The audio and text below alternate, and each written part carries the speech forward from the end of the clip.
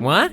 Is that Jax from the amazing digital circus? Gosh dang right it is! You've obviously seen my new music video, Happy Place, which features over 14 different animation styles. Due to my generous nature, I've decided to give you people an exclusive behind-the-scenes peek at how we made that magic happen for my music video. What? Is that Jax? From the amazing digital circus, yeah? How you doing? You're in my booth! This is my narration! Well, excuse me for giving the fans what they want.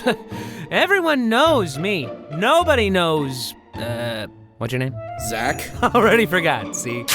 Did you just splash me with prime energy? Were you actually drinking that? Out, out, out, out, out, out, out, out!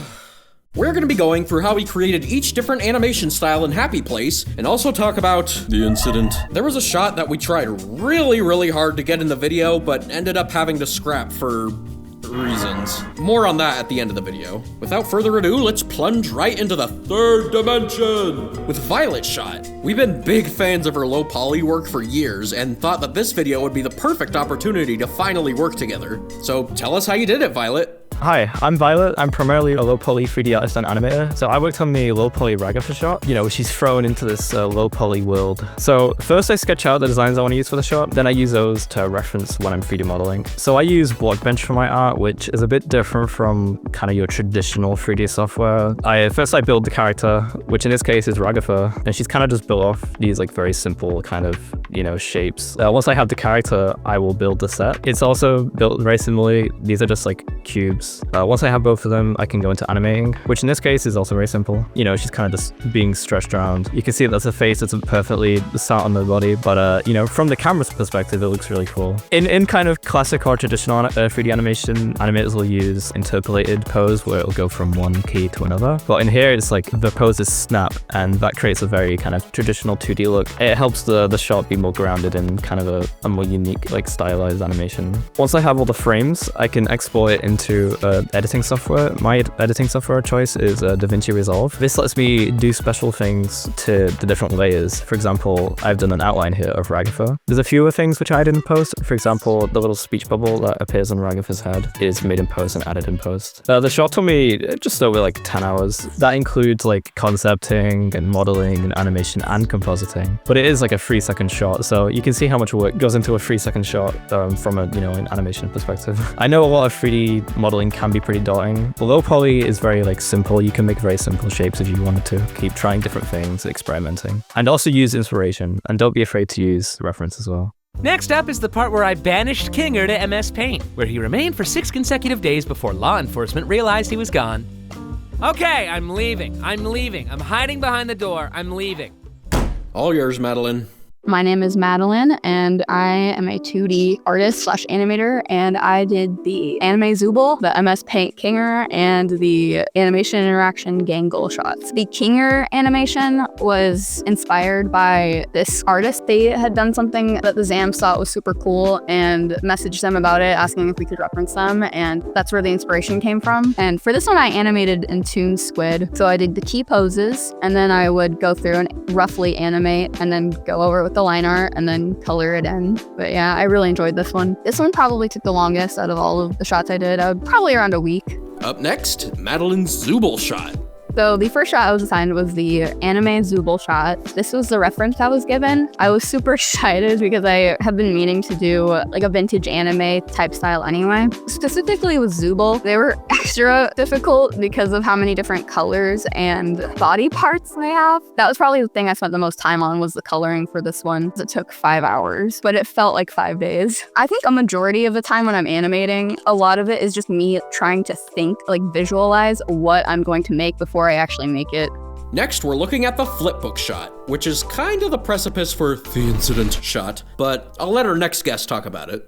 Hi, I'm Avalon. For this video, I creatively directed it, as well as did the storyboards and the paper flipbook medium shot. Today, I'm gonna talk about the flipbook part. So even though the end product might have looked like it was traditionally drawn, psych, it was not. I started off with animating this digitally first for the purpose of printing them out for use. This just saved me time on this project and made it easier for me to plan out the animation in general. I started with the rough frames first for Pomni, and then when I liked how it looked, I went ahead and cleaned it up, trying designed to emulate a traditional sketch style. Next, I grabbed a smaller sketchbook and just pasted all the Pomni frames inside page by page. After all that was done, I took a few shots with my camera of me crumpling up Pomni and throwing her into the garbage. So that I could do more than one take, I didn't actually crumple up the real Pomni paper, but instead crumpled a blank piece of paper. My cat Tuco ended up joining me up on the table and refused to move, and so he ended up joining in on one of the shots. This project probably took around a week to put together. However, the printings of Pomni were actually originally going to be used for a different animation style that ended up being way too difficult to follow through with. But oh, did I try.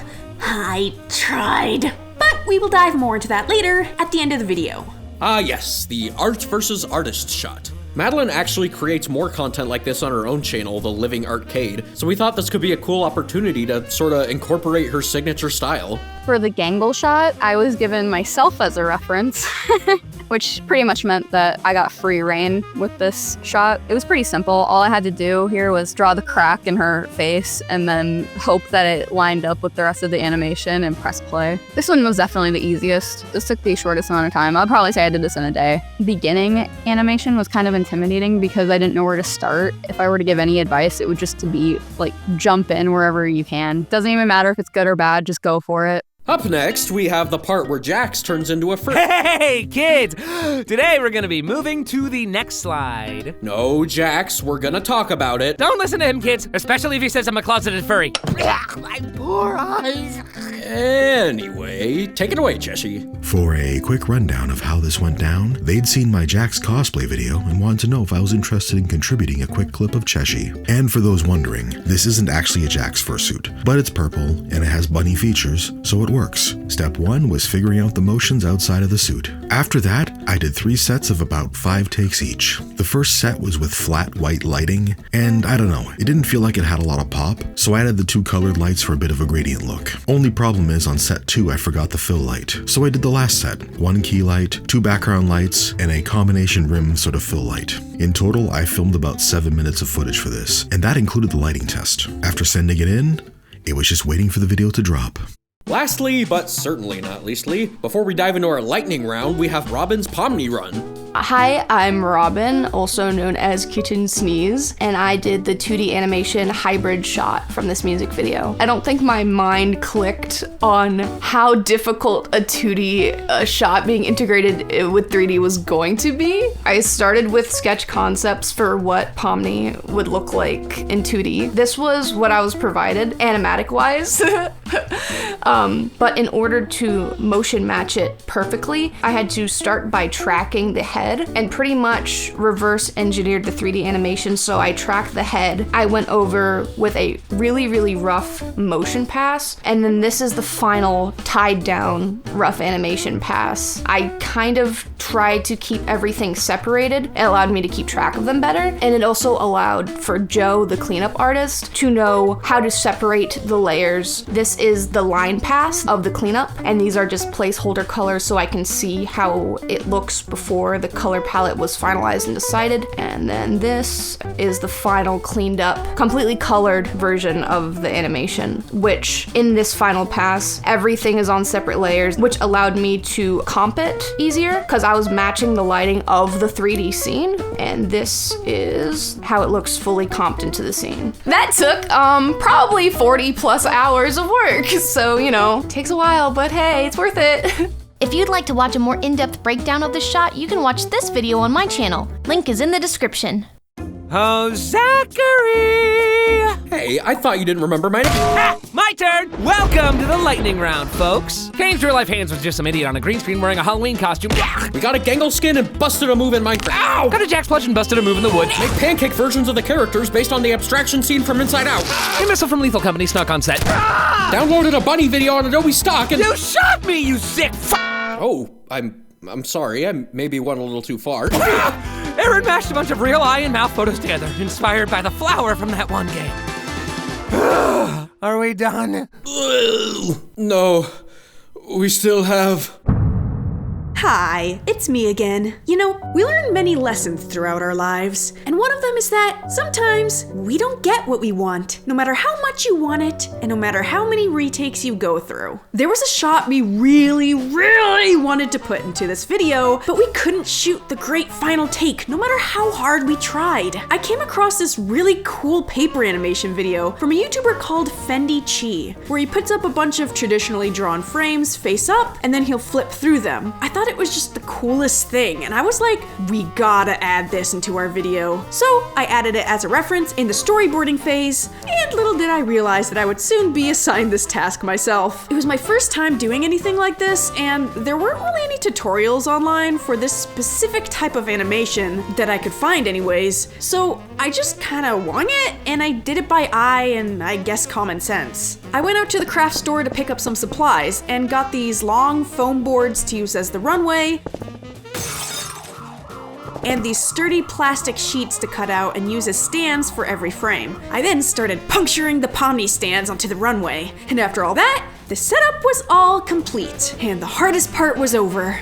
Or so I thought. Fendi Chi made the recording process look so easy that I didn't know that I was going to have so many problems recording this thing. Pushing myself back to record this long runway of Pomnis and holding the phone camera with my hand made these recordings way too shaky to actually be able to use. I was starting to freak out a little bit. I just made this really cool project and now there's a chance I'm not gonna even be able to use it? No, I will persevere. I will make this work, even if it takes me 50 billion takes until I get it right. I even tried sitting on a longboard, and even then the longboard started turning left or right. We ordered a little camera dolly to come in just for this shot. And you know what? It still didn't work, and it was all just a mess. Finally, we gave up. Except me for a couple of days because I really wanted to make this work to my dying breath. But we decided we would replace this shot with a simpler flipbook instead. Do I regret taking this new animation medium on even though it didn't work out? No, I actually don't. But will I be doing this again? No. Hey everyone, Jax here. Everything you saw me do in this video is not canon, no matter how likely it might seem that I'd actually do these things. I would shoot someone. I will shoot someone. Ow! Why is it bedtime? And that's how we created Happy Place. We also made a similar video for our Lethal Company music video, Follow the Orders, so be sure to check that out. That's all for now. Say bye-bye, Jax. Jax. Oh my god, he's dead.